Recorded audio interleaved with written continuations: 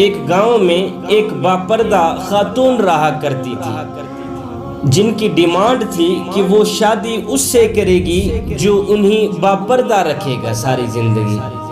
تو ایک نوجوان اس شرط پر نکاح کے لیے رضامند ہو گیا کہ میں اس کو ساری زندگی باپردہ رکھوں گا۔ خیر دونوں کی شادی ہو گئی۔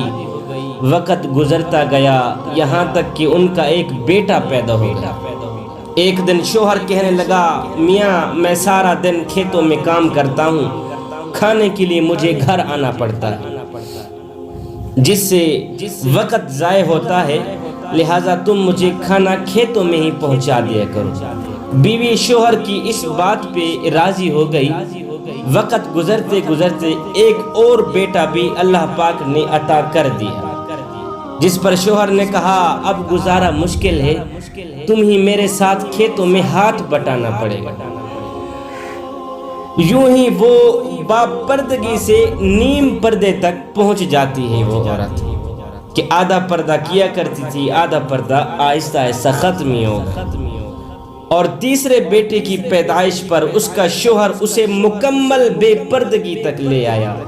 وقت گزرتا گیا یہاں تک کہ اولاد جوان ہو گئی۔ ایک دن یوں ہی بیٹھے بیٹھے شوہر ہنسنے لگا۔ بیوی نے سبب پوچھا تو کہا کہ تو بڑا پردہ کیا کرتی تھی، آخر کار تیرا پردہ ختم ہو گیا ہے نا؟ کہاں گیا تیرا پردہ؟ کیا فرق پڑا پردے اور بے پردگی میں؟ زندگی تو اب بھی اسی طرح گزر رہی ہے۔ بیوی بولتی ہے کہ شوہر میاں او میرے سرتاج، تم ساتھ والے کمرے میں چھپ جاؤ، پھر میں تمہیں بتاتی ہوں کہ پردے اور بے پردگی میں فرق کیا ہوتا ہے۔ شوہر کمرے میں چھپ گیا۔ عورت اپنے بال بکھیر کر رونا شروع کر دیتی۔ پہلے بڑا بیٹا آتا ہے، رونے کا سبب پوچھتا ہے تو ماں کہتی ہے تیرے باپ نے مجھے مارا ہے۔ بڑے بیٹے نے ماں کو سمجھایا کہ اگر ابو نے آپ کو مارا ہے تو محبت بھی تو آپ سے کرتا ہے نا، تیرا خیال بھی تو کرتا ہے نا، تیرے ساتھ محبت پیار کرتا نہیں۔ خیر بڑا بیٹا سمجھا بجھا کے چلا جاتا ہے۔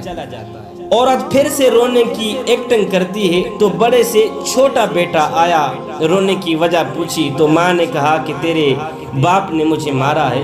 بیٹا غصے سے باپ کو برا بھلا تو کہتا ہے لیکن پھر بھی ماں کو سمجھا کر چلا جاتا ہے۔